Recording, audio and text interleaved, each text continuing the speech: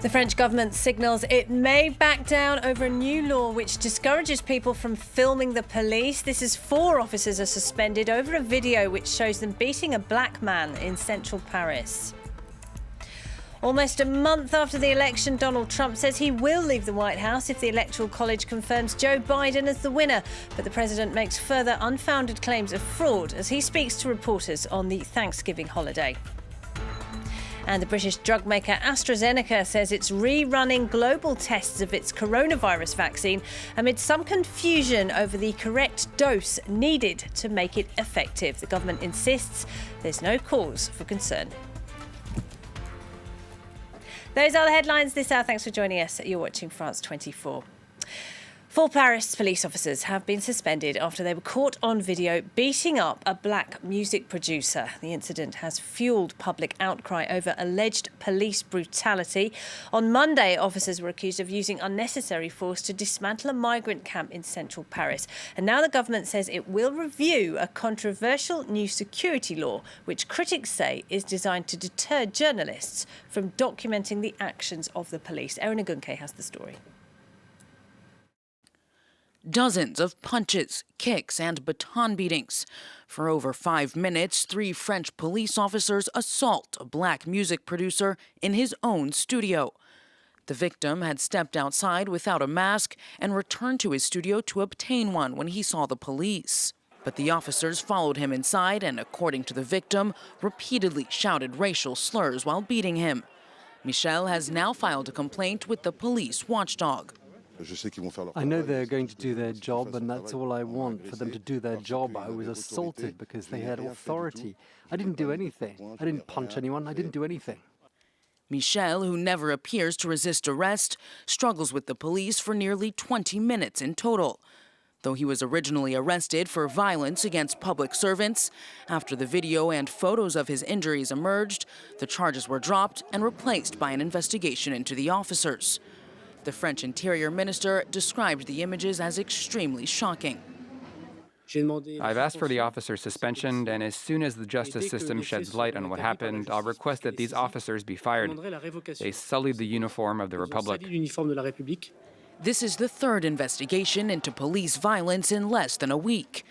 Amateur videos showed police tripping up and manhandling migrants, as well as beating a journalist during a protest in Paris on Monday.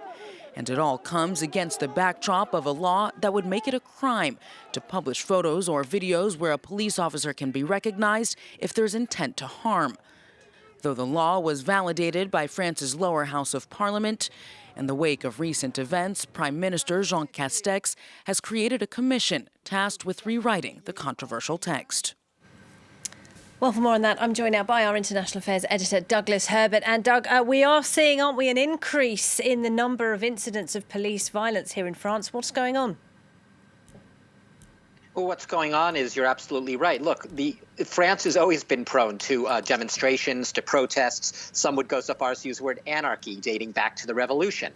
But look, in the past months, past years even, there's been an increasingly sort of toxic climate surrounding social reforms, the economic situation in the country, fear of terrorism, rising crime, and also the migrant situation. And all of it is coming together in a combustible mix. And add to that new technology, more and more citizens, just bystanders wielding their iPhones, citizen journalists, showing up at these protests and filming them and catching the police behaving badly, and sometimes more than just badly, on video. Now, look, France's interior minister, who critics brand sort of a far-right, very get-tough-on-crime, law and order prime minister, almost in a Donald Trump mold, he says, look, you see these videos, they tweak your emotional chords, and everyone gets up in arms. The fact of the matter is, he says, a very, very, very small minority of police, a fraction of them, minute fraction, are actually responsible for these types of atrocious acts, these shocking, horrible actions. But the fact of the matter is, citizens with their iPhones, with their cameras, journalists filming these, say that they should have a right that they need to have a right in a democratic society to continue filming this without fear that they're going to be taken aside, that they may face arrest or other sorts of retribution from the security forces and the government. What the law has basically, what's been happening is we've been seeing a watering down of the law in its current version, which is now being thrown out the window and being rewritten, overseen by a special commission led by a France's human rights watchdog. What it was is that you could not post or publish any sort of video taken by your camera, by journalists, whatever, that singled out individual police officers, meaning that were published with the intent to cause them, as the law put it, physical or psychological harm. Even that wording is now being rewritten, because the fact of the matter is, at the end of the day, journalists say that the stigma is there. They might be more disinclined to try to film these things. There's sort of a fear element, a fear factor now in trying to capture on video any of these police actions, even if the law purports to say journalists can continue filming. Right, and Macron's government's facing criticism not only over that law, but also over a broader sense, Doug, that it's drifting to the right and becoming more authoritarian. Is that a fair criticism? It's a fair criticism. Even within his own party, he's been abandoned by some of his own members in the sense that he was elected as sort of almost seen as this idealized center-left president who was, without a party, who was going to bring together various strands of the country. And in fact, as the Financial Times said in a very hard-hitting editorial today, he's turning out to be more of a sort of a real conservative French president in the traditional Gallic conservative mold, albeit, as they said, with a greenish tinge. The fact of the matter is, Macron has a presidential election coming up on the medium horizon, 2022. He's already positioning because a lot of French public opinion, the surveys show, are actually very amenable to the police getting tough on protests, on terrorism, on crime. So it resonates with the French public. So all of these actions being taken by Macron would indicate that he is hewing a little bit to that public opinion and shifting to the right. That drift to the right could continue unless civil liberties advocates say something is done to check it and to perhaps even reverse it. Doug, thanks very much indeed, Doug Herbert there.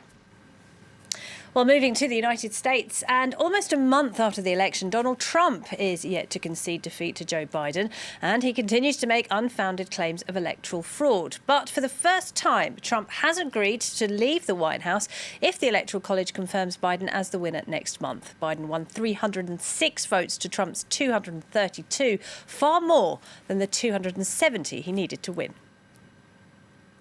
A step closer to recognizing his defeat. Taking questions for the first time since the election earlier this month, Donald Trump has said he's ready to leave the White House as Joe Biden prepares for his inauguration on January 20th. The Electoral College does elect President-elect Joe Biden. Are you not going to leave this building? Just so you, certainly I will. Certainly I will. And you know that. But I think that there will be a lot of things happening between now and the 20th of January. A lot of things. While the president, who spent the Thanksgiving holiday on the golf course, continued to offer unsubstantiated claims of fraud, those words still marked a concession for someone who's refused to concede his loss. Key states like Michigan and Pennsylvania have already certified their results, while the Electoral College is slated to meet on December 14th and cast a majority of votes for Joe Biden, another key step in the transition of power.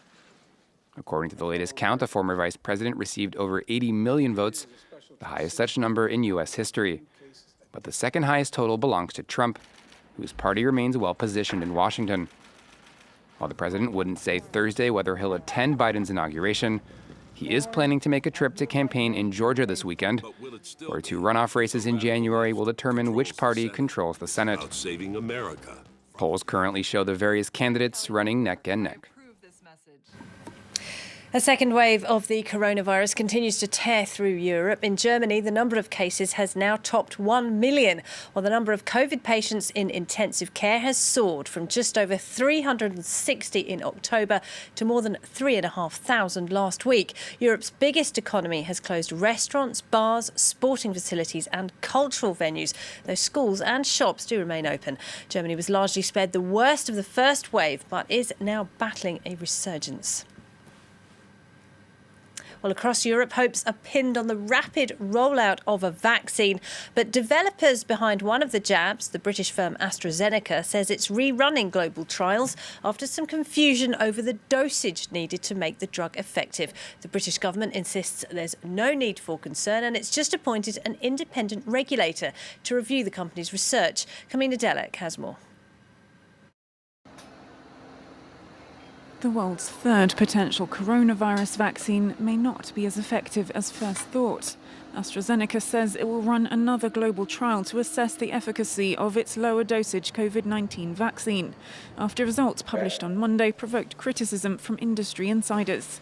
Instead of a single large phase 3 trial, the results came from combining two separate trials, with significant chunks of data left out.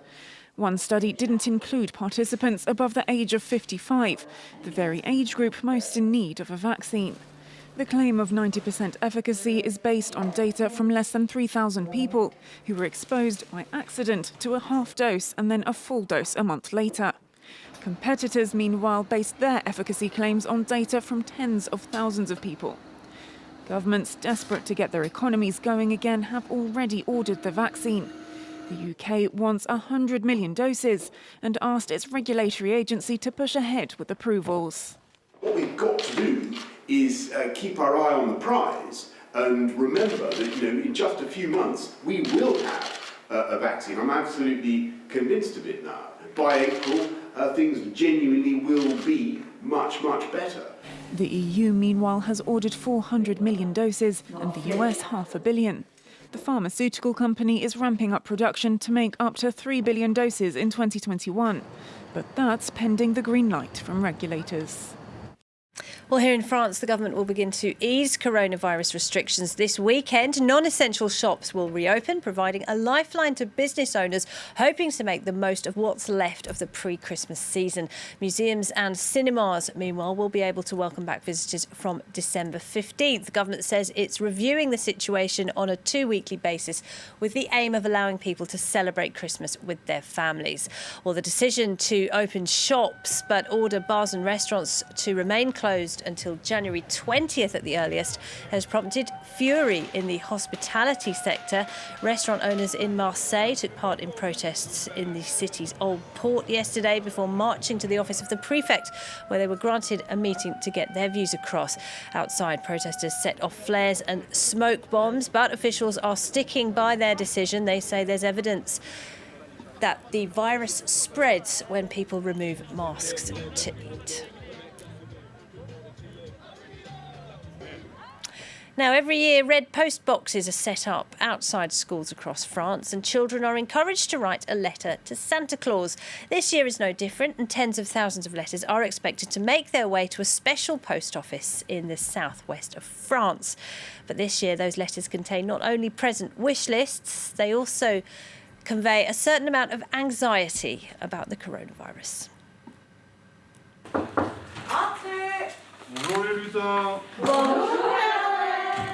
A peek into the letters sent to Santa's post office in France shows the coronavirus pandemic has taken a toll on the Christmas spirit of children. Here, Santa's elves, otherwise postal employees, sort through the tens of thousands of letters, cards, and sometimes simple drawings children all over the world have addressed to Santa Claus. This year, most of them shared a common theme. Toute l'année, ils ont été confinés, ils ont été privés d'école, ils ont été privés de leur papy, de leur mamie. Les parents étaient occupés, pareil, avec la crise sanitaire et tout ça. Qu'un enfant de 5 ans, en général, il ne demande pas au Père Noël de mettre son masque. Donc on le ressent bien dans les écrits des enfants. The team of 60 helpers reads and responds to as many as 12,000 letters a day between November and December. With many still subject to varying degrees of coronavirus restrictions, children this year also sent face masks, well wishes, and even gave instructions for Santa to deliver presents in respect of health recommendations. Nous te demandons de passer par la porte de devant à cause des petites bébêtes. La porte de derrière sera réservée à papy et mamie. Grand merci et gros bisous, Carla et Alina. In practice, any letter sent to Père Noël, the French equivalent to Santa Claus, is supposed to land at this sorting office near Bordeaux in southern France, which has been sorting Santa's mail since 1962. And those letters do, of course, end up in the hands of Santa Claus up in Lapland. Well, that's it from the newsroom for now. Do stay with us. This is France 24.